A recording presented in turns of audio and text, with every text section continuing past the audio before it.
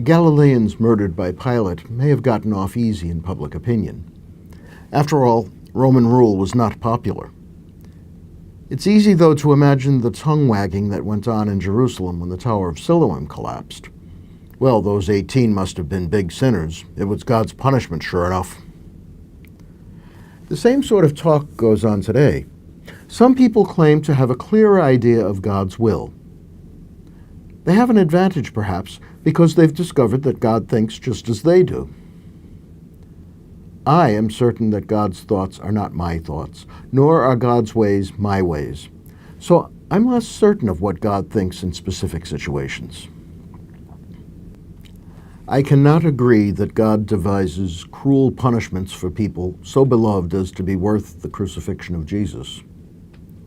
If we could be forgiven nailing him to the cross, what sin is beyond forgiveness?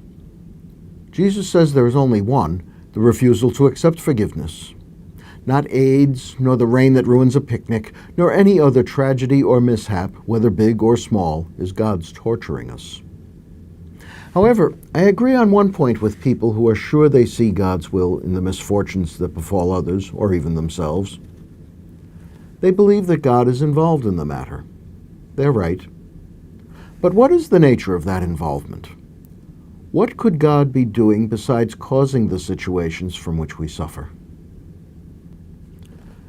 We are getting ready for our Good Friday commemoration of what God does with suffering. God undergoes it. The mystery of the cross of Christ is that God suffers. The suffering of Jesus was not deserved. Legally, morally, and in every way, Jesus was innocent.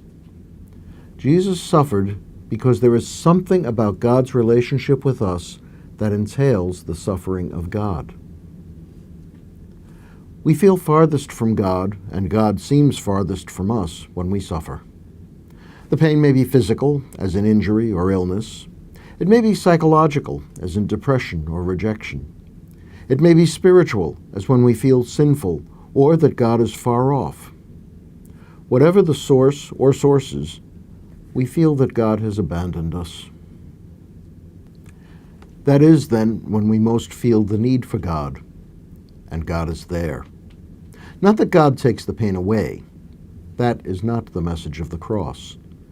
Jesus was not removed from the cross until he was dead. He did not rise to new life until he had suffered fully.